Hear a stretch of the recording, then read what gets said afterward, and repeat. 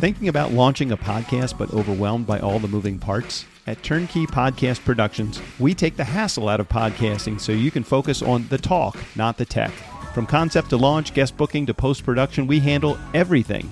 Need a strategy to grow your show and turn guests into clients? Yep, we do that too. DIY or done for you, we've got the solution that fits. Whether you're just getting started or ready to scale, Turnkey is your behind-the-scenes podcast team. Turnkey Podcast Productions. Your voice, your message, fully produced. Learn more at turnkeypodcast.com/contact. That's turnkeypodcast.com/contact. You see, Danny, there's a force in the universe that makes things happen, and all you have to do is get in touch with it. Stop thinking, let things happen, and be the ball. Or be the nice guys on business. Either one is good. I remember the first time I saw the Unknown comic, the guy that had a paper bag over his head, and he would say, all right, I'm going to take the mask off, and he would pull the paper bag off, and there was another paper bag underneath the paper bag. So one day I'm caddying for the Dalai Lama, and I say, hey, Lama, how about a little something, for the effort? And he says, there won't be any money, but one day I will introduce you to the nice guys on business. So I got that going for me, which is nice. Most days they take their meds. This is not one of those days. Welcome to Fuckery with the Nice Guys. No interviews, no business content, just your two favorite slack-jawed mouth breathers ranting about whatever. Now, strap yourselves in for Nice Guys Fuckery with the kings of fuckery, Doug Sandler and Strickland Bonner. Stepping into the tee box is Mr. Bonner. He seems to have a one wood. He is about to hit that one wood right down the middle. It seems like it's going to be about 275 yards. He's lining up. He hit the ball. It's looking good. Mr. Bonner, well done. Clearly, Doug has been watching too much fucking golf on CBS and shit. I have not seen a golf match in decades, but it is so funny. For some reason, I just got that golf announcer's voiceover in my brain. I'm like, oh, maybe that would be a good way to open the show. And then, of course, it would be a Caddyshack reference. He's in a hole. He's in a hole. He's in a hole. That's right. Caddying for the Dalai Lama. He's a heavy hitter. He's a heavy hitter. I like there's a Geico ad. There's a Geico ad where they were, I don't even remember what the premise of it was, but it's basically you're seeing a golf match and it's the announcers, right? And like all this crazy shit starts happening, right? And the golf announcers are like, of course, completely calm. And it's like, okay, so he's going for the tee. It looks like it's about a 30-foot putt. And oh my gosh, look at that. The Kraken has come out of the pond.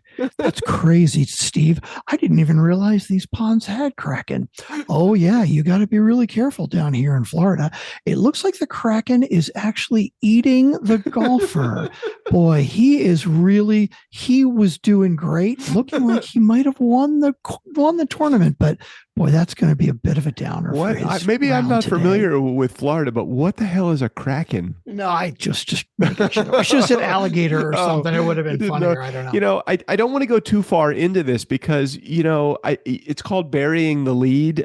Something in your life is going on. And I think automatically right out of the gate, we need to throw this at the community so they have the entire episode to digest it. Okay. So can you share what is going on? The new news that has been announced on social media and that some people have seen in the if you remember the Facebook group, if you're not, go to niceshortcut.com. That's right. We'll let you in. You can be a member of the Facebook group and hear all the news first.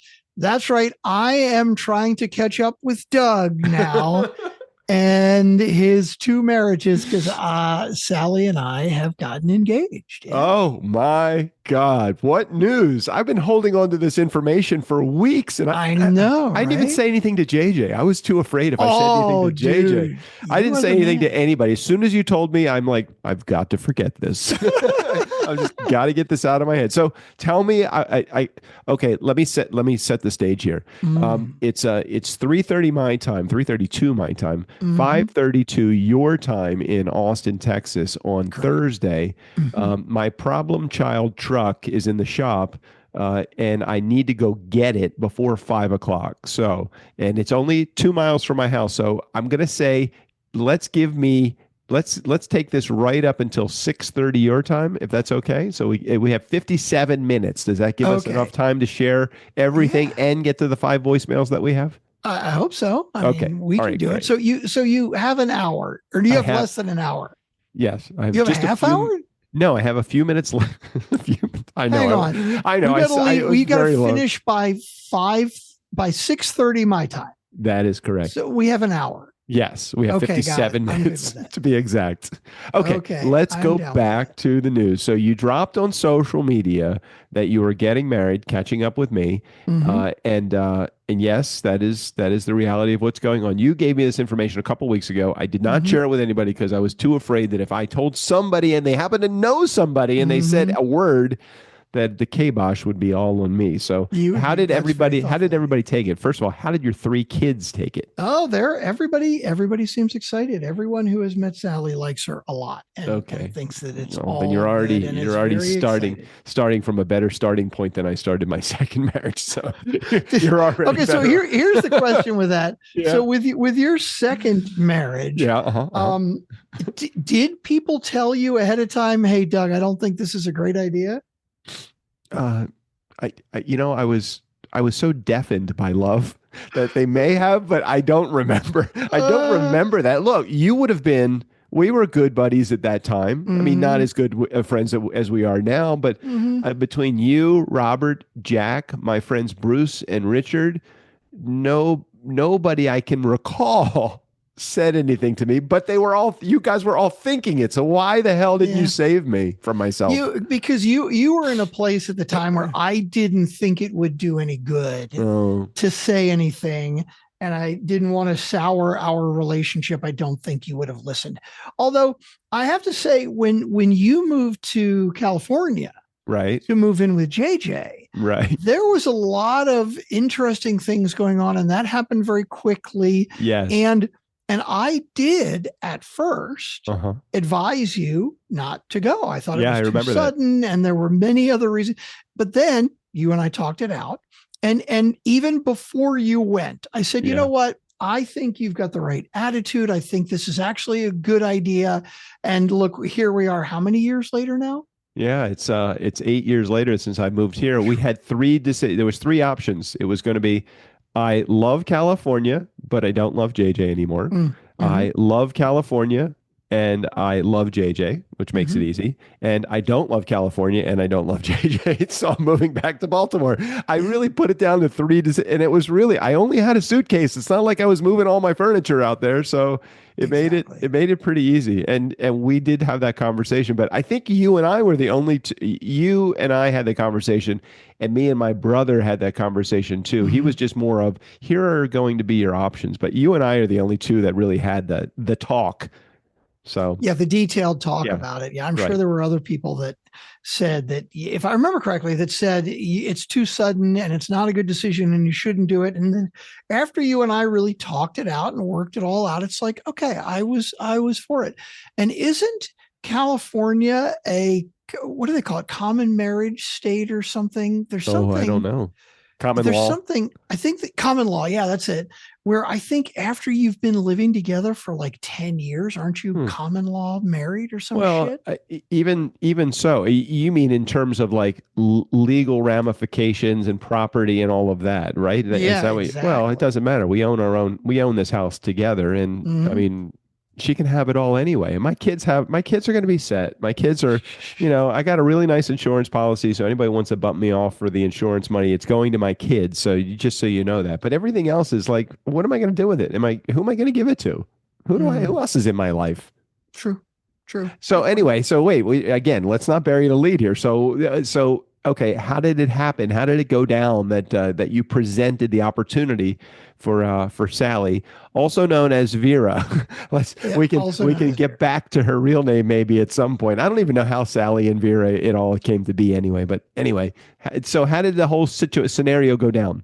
Well, basically, common law marriage in California was abolished in 1895. Oh, Sorry, I okay. looked it So, up, so I had to tell you that. well, So I that's was when you were. incorrect. That's just when you were a wee babe, though. So you were small in 1895. Yeah. Okay. So what was the question again? How did it go down? How did it go down? We just started talking about it, and I was like, "Hey, do you want to get married?" And I had a couple of good reasons for it, and I said, I'm going to ask you a question, and normally in a situation like this, I would give you the context first and then ask the question, but it's not really going to work out that way.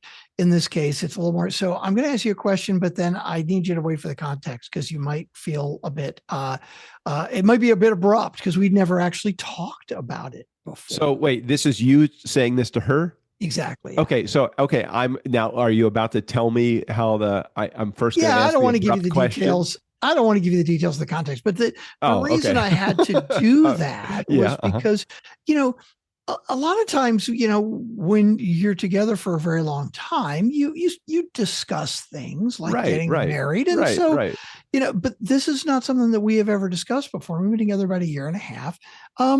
But I started thinking about it, and it just really made sense on a number of different levels. And so I said, hey, I'm going to ask you first, and then I want to give you the context. And I said, look, how would you want to get married? And then I started giving her the context. And as I was saying that, she was like, oh, yeah, by the way, yes, I would fucking love to marry you. Oh, you just first asked the question, then you gave her the context, not waiting for the answer to the question. Right, well, exactly. were you thinking that the context was going to be the rationalization why getting married was going to work out, and this is why I want you to say yes? Or didn't you just think, if I just asked the question, wouldn't that be enough to move to the next level? Well, because we hadn't really discussed it before, I felt that the context was important, because it was just very out of the blue. So that's why. But yeah, it's all good. Okay. So you rationaled your way into a proposal. I'm trying to figure out, it sounds like there was some, these are the reasons why we need to get married. And one of them, I'm assuming it's not because that she's with your child or anything like that. No, nothing like that. Okay. So I don't want to know the context because that's not what you're sharing here today, but it wasn't just, I want to get married. You needed to explain why you needed to get married. I wanted to explain why I was asking abruptly without having discussed it previously in the past or talked about it at all. Yeah. Well, you will never be able to put that back into the box. Now everybody's going to be wondering, well, what is the context? Now, have other people approached this type of context in their relationships that they need to know the answer to, will you get married? Will you marry me, because of the same context, or is it very unique to your situation? Well, it's a bit unique. There were one or two practical reasons, one or two more emotional reasons. It was a little bit of numerous different things, and it kind of ultimately got down to I've had a lot of relationships in my time. Before I was married, I didn't get married originally till I was 32. Right. And I've done a lot of dating and had a lot of relationships since then, and this is just right. It's just, I'm not going anywhere, and I don't think she's going anywhere. So sorry, ladies, Mr. Bonner is now off the market. Mm-hmm. Yeah. So now you have two nice guys. If this is going to stop you from listening to the show, because both Strickland and I are both taken, I want you to, think hard about the ramifications of leaving as a nice guy community member just because you can't have Strickland or myself. I can usually be persuaded into making another move, but Strickland's pretty good about where he's got his feet solidly in concrete right now. I mean, I just from a practicality standpoint, it makes a lot of sense. I mean, you guys are already living together. You're already sharing the expense of one home. You may as well just make it legal now. Now, isn't there another way other than just getting the government involved in your relationship that you could have handled this, or are some of the justifications based upon legal?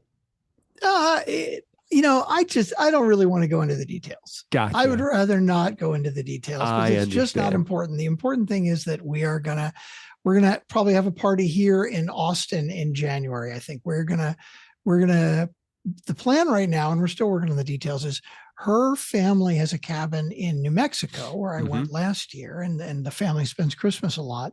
And so we're going to do just a local service, like at the house on Christmas, and like no big deal, no big ceremony thing, and then just have a party when we get back to Austin.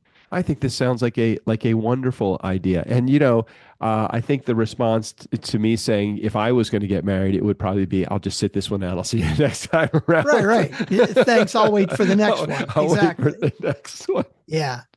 Strick's showing a little bit more, probably a little bit more confidence in his relationship. Yeah, I'm just working into number 2, and you're past number 2 and thinking about number 3. Exactly. Yeah, and for those of you wondering what the legal context was, of course, we all know it's the large trust fund that Strick You're right. That he needs to be able to.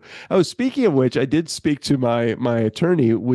It's very important. I actually now have to set up a trust. I did not know that. We are having there will be a Doug Sandler trust for those in our Nice Guy community, just so you guys know. I'm dying to know, because I know nothing whatsoever about trusts. Okay, so you own one of the properties that I also own. We're minority partners in a commercial piece of real estate, right? Right. Where you and I and a whole bunch of other people own a little chunk, a piece of the real estate. Right. So Strick, you're involved in one of those, and I'm about to enter my 4th one of those that I have with the same company, and because they all do really well. So, but they're all not enough standalone to be a good retirement income on the other side of things. So the more I'm investing, the more I'm thinking, well, shit, what happens if something happens to me? Right now, the property is in your name. You're a minority shareholder, and I am a minority shareholder. It's in my name personally. So if something happens to me, it's not like your beneficiaries get the property. It would go to probate, and then probate would decide where the property is supposed to go to your next heir, because there is no beneficiary that you have on this real estate holding.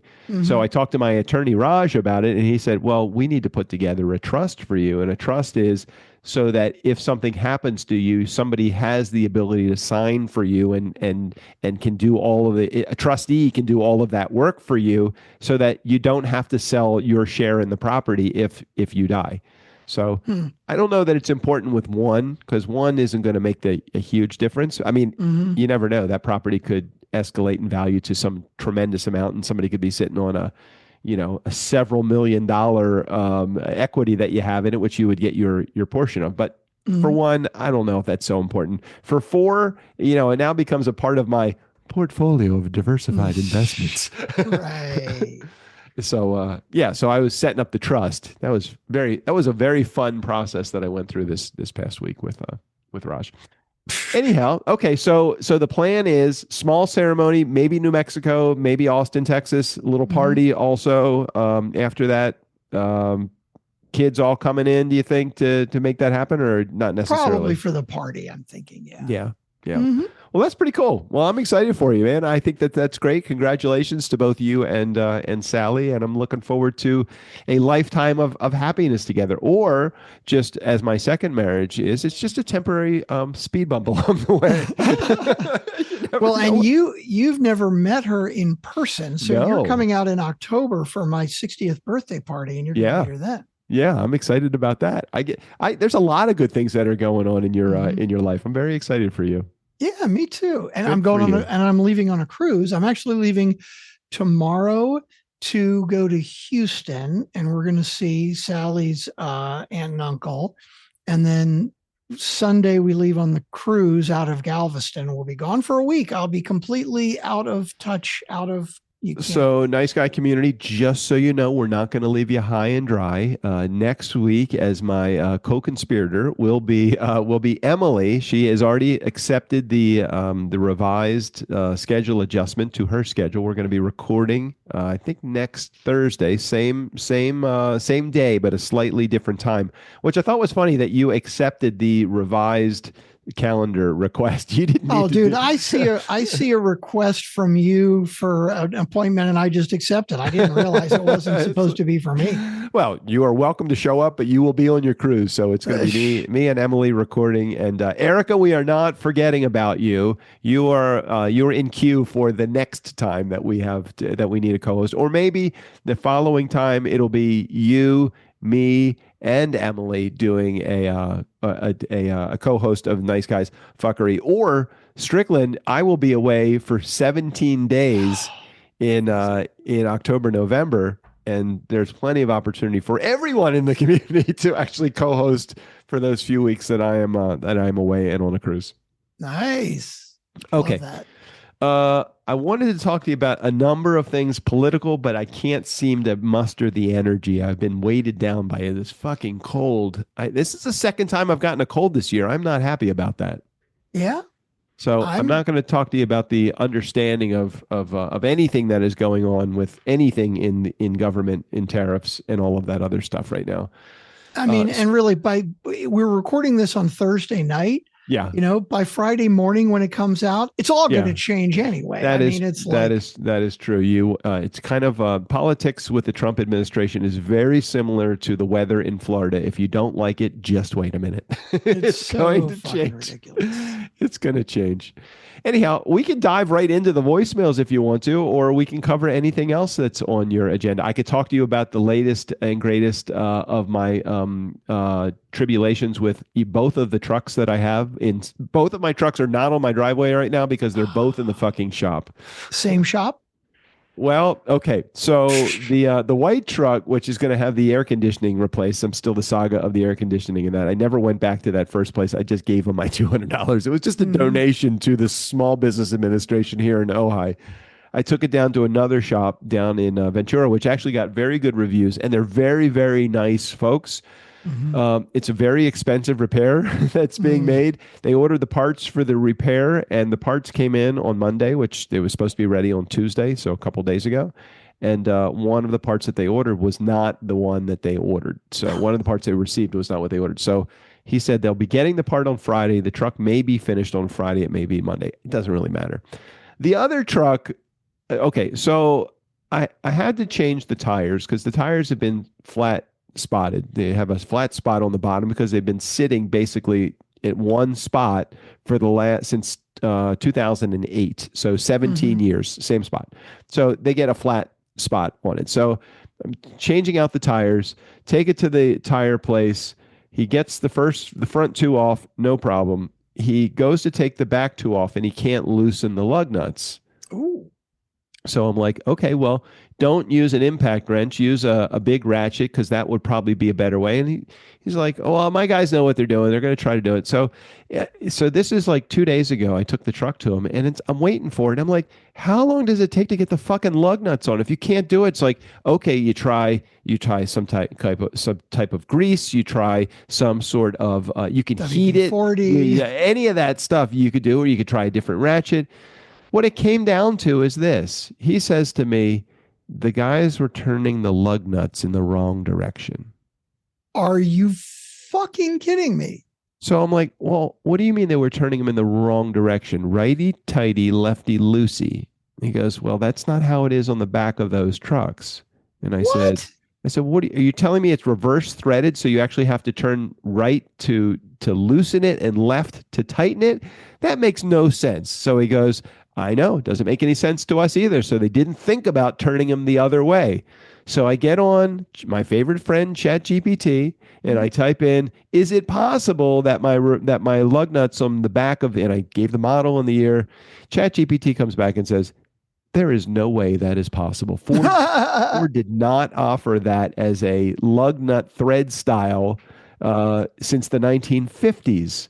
Okay. So I called the guy that I originally bought the truck from, and he goes, what the fuck is the guy talking about?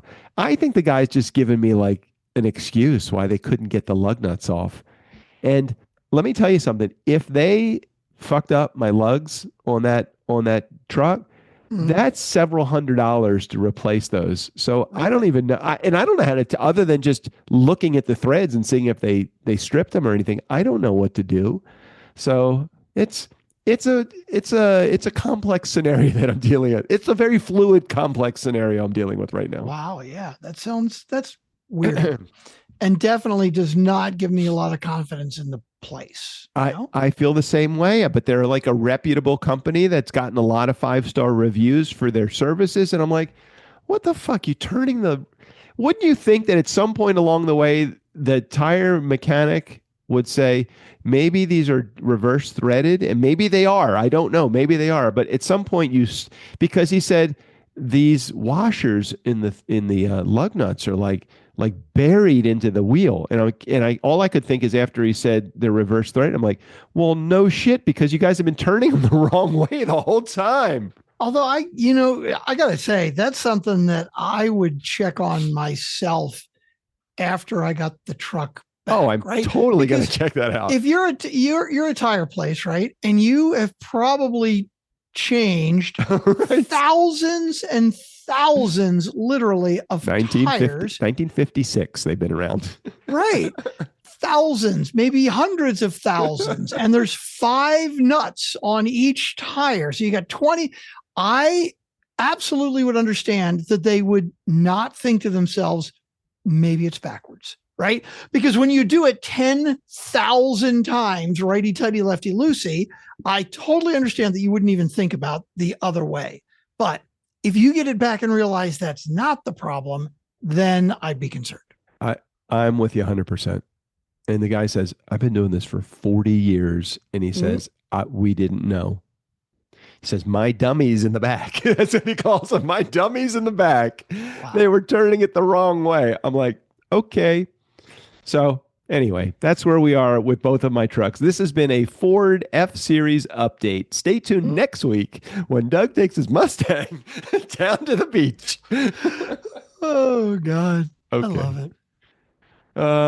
I'm watching a new show on Netflix right now. But what show are you watching? I am watching Hunting Wives. Have you seen that? Oh, I saw an ad for it. It looks entertaining. It's 8 episodes. Parents, don't let your children watch any of these episodes because there is a lot of sex in these shows, and it's not just like assumed sex. It's like you're seeing sex, but you're not seeing penetration. You're just seeing sex. I'm like, there's a lot going on right here. Yeah, Strickland's pulling up the cast in this. Yeah, Malin Ackerman, I like her. She was in the first 2 seasons of Billions. Yeah, she's really, really good in this. She plays the boss's wife, and she's basically leading the entire ill repute group. Nice. It is a good, very good show. I think right now there's only 8 episodes, if I remember correctly. Mm-hmm. So haven't gotten past where we are right now. We're only on episode 3 or 4, but it's good. It's good. It's I like her. She's from Pitch Perfect or one of those other shows, one of those other movies. Yeah. I don't know. It's good. Anyway. It's good. Okay. You'll enjoy it. I will check it out. It looks entertaining. And you like it so far? Yeah. Yeah. And you'll enjoy it. I think you really will. There's a lot of like behind the scenes things that are going on that I'm sure even in episode 3 you're finding, oh, I understand that now. Mm-hmm. It doesn't leave like a lot of things hanging for you. Now I don't know where it's going to be in episode 8. It's probably going to leave some shit hanging because we got to get to the next season, but you'll enjoy it. Okay, let's get to the voicemails and then we will. It's probably going to take us a half hour to get through these voicemails. I know, right? God forbid we actually finish up early. That would be great. Jesus. Okay, here we go.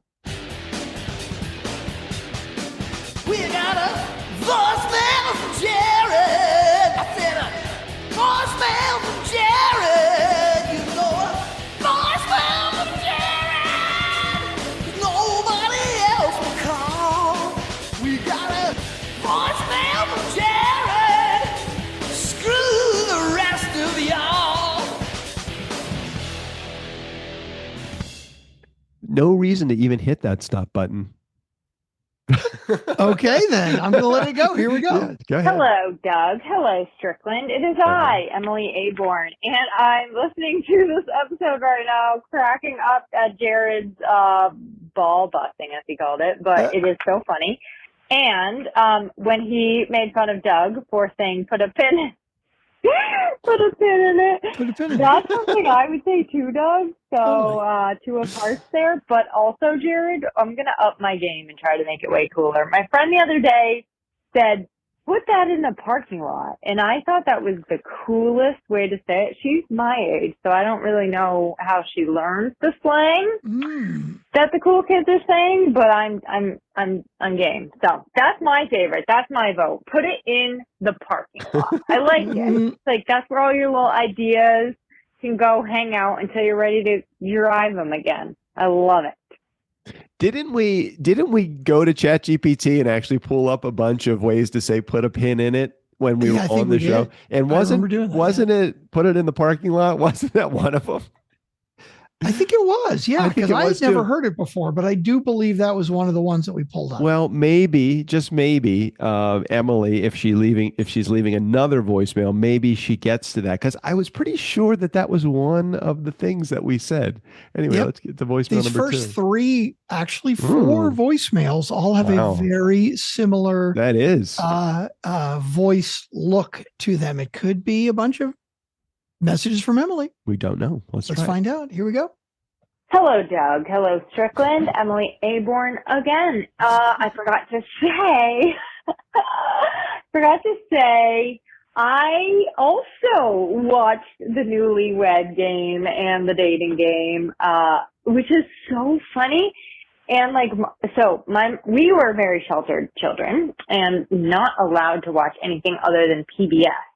But when the cat was away, the children would play, which was all fun because nobody was ever home. We were feral children. And I would watch Maury Povich, The Price is Right, which is how I learned to be so thrifty. And then also the Newlywed Game and the Dating Game, which those might have been nighttime things, but again, we were home alone all the time. So I'm just finding it so funny that I share so much in common with Sir Doug. 2 old guys. Who is Doug? I actually do think you're very you're close to my parents' age, which is hilarious. But they also had me very young. So okay. I don't think I like that at all. I'm gonna escort myself out. Right? Love the show. Love the episode. Love Jared's idea of pulling us all together to come up with some intros. I'm going to have to get my ideas going. And now I'm going to go back to listening because I hit pause. Okay. Well, she must have been watching a remake or not even the same host of the Newlywed Game. Was the Newlywed Game on? Because I think that Emily, I think she's in her 30s, if I remember correctly. Yeah, but there was a reboot of it. Hang on. But was it Bob Eubanks? I mean, well, she didn't specifically say Bob Eubanks now, did she? No, she didn't say Bob Eubanks. I'm just wondering if there was it was definitely the new. It was definitely not on and going in. It's 66 to 74 were the 8 years that it was on. I was watching the original. I was watching the original. Well, then this is the Newlywed Game, the new Newlywed Game 77, but that's still pretty. That's still well before Emily's time. Anyhow, yeah, what did she call it? She didn't call it. She said we were feral kids. I love that. Yeah, feral. Yeah. When Strick and I were at this in the 70s, probably, because I think that I was still too young in the 60s to have to be left home alone at 6 years old. But in the 70s, they used to call us latchkey kids, and I used to watch. I used to come home from school, let myself in. I would watch Aquaman, and I would watch Batman, like the original with Adam West. Adam West, yeah. And I would watch Ultraman. I don't know if you remember Ultraman. Yep, I remember. I never liked Ultraman that much. But I loved Ultraman. That would be great. And then my nighttime television in the 70s was definitely The Dating Game, Joker's Wild. This was before Wheel of Fortune. Match Game, definitely Match Game. All those great Price is Right, of course. And you couldn't watch soap operas because they were usually off by the time usually got home from school like 3 or 4 o'clock. And I think it was the afternoon. Soaps were in the afternoon. But weren't they over already? It was usually like soaps were like 11 a.m. until like 3 in the afternoon or something. Right. So I didn't get to watch like General Hospital until and as we used to say in college, all my kids rather than all my children. All my children, right. We used to watch those in college during like downtimes in school, which for all of us that were in college was every day. And Strickland is he's only 119 credits short of his 120 credits degree. So anyhow, thank you, Emily, for putting me in the same category as you for when it came to watching. But you're probably much closer to my daughter Rachel's age than my age. Did you know? I had no idea. Chuck Barris wrote the theme music. I did not for know the that. Newlywed Game. Chuck I had Barris. no idea. I didn't know. Chuck Barris, like the Gong Show. You mean like the Gong Show? Chuck? Yeah. Well, theme music composer. Wait, is it what? Who is Chuck Berry? No. Chuck Berry was like the founder of rock and roll, right? Johnny B. Good. And right. Johnny B. Good was Chuck Berry. Chuck Barris was the Gong Show, right? Yes, exactly. Okay, I got it. And he was also the host of the Gong Show, wasn't he? He was the host of the Gong Show. Yeah. God, that was a fucked up show. It was, and it just got more and more crazy as it went on because he just kept leaning into it, and people kept watching. It was like, I remember the first time I saw the Unknown Comic, the guy that had a paper bag over his head, and he would say, all right, I'm going to take the mask off, and he would pull the paper bag off, and there was another paper bag underneath the paper bag. Yeah. Oh, God. Okay. Are we ready for the next voicemail? Yeah, go ahead. Okay, here we go. Hey, Doug. Hey, Strick. Erica here, voicemail number 1. I was watching Stephen Colbert the other night, and he had on the 2 podcasters, Matt Rogers and Bowen Yang, and they were talking to him, and he made a funny comment, something like, you guys really love podcasting, don't you? Hey, I'm not going to have a gig here pretty soon. Maybe I should try. And they said, yeah, go for it. Mm-hmm. And I thought, oh my God, Doug, you have to reach out. You have to reach out to Stephen Colbert and see if you can get Turnkey to host and produce his show. I know it's a long shot, but God, I just think it would be so great. Anyway, that's it. I don't think I'll leave another voicemail, Doug. I'm going to get you information on a separate note about omega-3s and hydrating. So that I won't bother leaving on a voicemail. All right. Love you guys. Love the show, and carry on. Bye. Now, that would be pretty cool. That would be a good get Stephen Colbert we could produce his podcast. That'd be very cool. That would be good. I wonder if he is like, sometimes your clients are like really high maintenance. We have them every now and again. We have those high maintenance clients. I wonder if he would be a real high maintenance client, or if he would be the kind of guy that would say, yeah, I'll edit that out. And he's just like, don't fucking edit that out. So I don't know what kind of client he would be. It certainly doesn't hurt to reach out. I'll take the Jenny Bellinger approach to getting A+ guests on the show, and can't be harmful to reach out. Mm-hmm. If anybody in our community happens to know Stephen Colbert's direct email address or phone number, that would be a good spot for me to start. That'd be a good start. Yeah. Okay, 2 more voicemails. Are you ready? Let's do it. Hey there, Erica here with an unplanned voicemail number 2. Yes. And this one's just directed to Mr. Strickland Bonner and Sally, if you're listening. Congratulations, you 2 lovebirds. So happy for you, and I really can't wait to hear all about whatever shenanigans you might have planned for a wedding and a celebration. And whenever that's going to be, I hope the community's invited somehow. I don't care if it's in Vegas or in Doug's backyard with the smoker, all of the above. I don't know. That'd be an interesting thing. And also, this is an interesting question. And then, Strickland, would you play the wedding band at your own wedding? How would that work? Mm-hmm. Curious minds want to know. Anyway, mainly I'm calling just to say love you too, Sally and Strickland, and congratulations. Woohoo. And that's it from me. All right. Bye. Thank you, Erica. Much appreciated. Now that the rest of the world knows now as well. So how was the timing on that? That was perfect. I'm glad that I brought that up before we played the voicemails, because then that would be the surprise right there through the voicemails. Yeah. Erica, thank you so much for Erica sent me a bunch of texts that were recipes on how I could get my my needed fill of omega-3 fatty acids through a bunch of different recipes that she sent to me, between salmon and chia seed pudding and all of the other things. Definitely going to take advantage of those. Erica, those messages, just so you know, for me, it's kind of like getting a long email. I saw the long text message. It took me about 5 days to read the text message. I'm like, I don't know if I'm going to be able to get to that so quick. I saw the recipes, though, and I will be taking advantage of those. Thank you. Nice. All right. Last voicemail. What the heck? Hey, Doug. It's Rick Jarrett here. So just to give a shout out, well, not even really a shout out, but a call to action. I had a couple people reach out to me about voicemail. So, peeps, get a hold of me. NiceShortcut.com. Join the Facebook group if you're not in it. If you're in it, just look for me and shoot me a message. Let me know any intros, outros, ideas you have. If you got some movie quotes, if you got some, whatever. These guys love movie quotes. So, TV shows, make up your own stuff. I had somebody reach out to me and give me some of their own stuff, and I'd be dying laughing. So, let's do this. Let's get it rolling. All right, fellas. Appreciate you guys. Love the show, and excited, man. We got some movement. Let's go, Funkin' fans. See ya.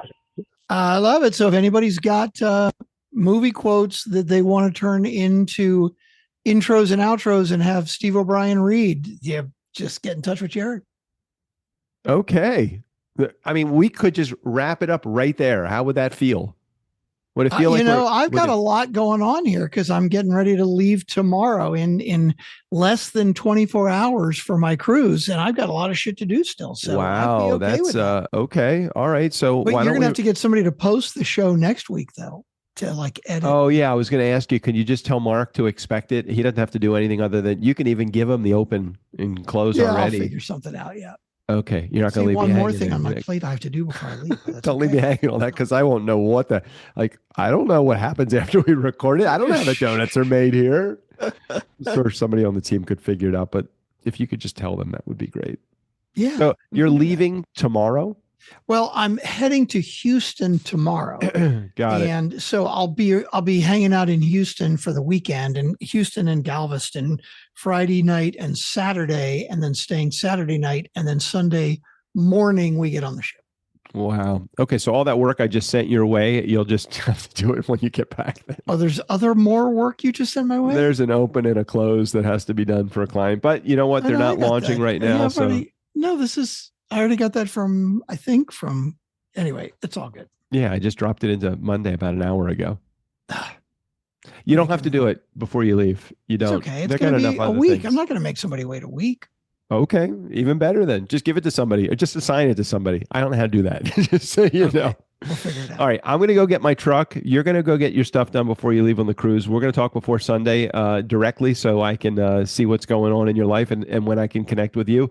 I don't want you to worry about anything. If Turnkey, hopefully, will be here still when you get back, and we'll still have a bank account. I like that. Yeah, I like where Turnkey is going. We had a goal last month that we've been reaching for quite a while, quite a few years. Like the 4-minute mile. Exactly. And we hit it again in Yikes. July. 2 months in a row. Fucking amazing. That is amazing. I would like to say it's because of our brand new sales team. I can't quite say that yet. Not yet. But it will be. It will be staying up there because of our brand new sales team. I know we can do it. Okay, go on your cruise. Have a great time. We'll miss Strickland next week, but Emily and I will be here. And in the meantime, Steve O'Brien, go ahead and take us out of here. For the Nice Guys on Business, I'm Steve O'Brien. Fill up your week with the nice guys. Well, there's always money in the banana stand.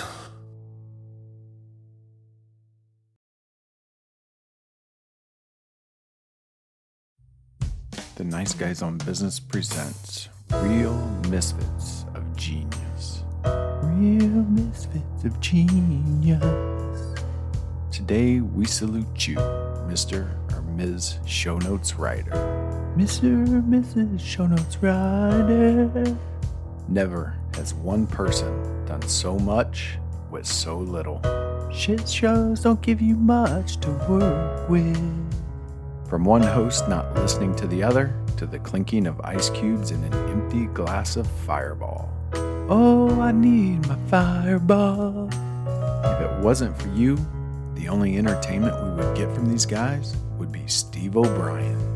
And of course, voicemail from Jared. Not really Jared, just his theme song. So crack open an ice cold Bud Light, oh poet of the show notes, because when it comes to making these guys look good, no one does it better.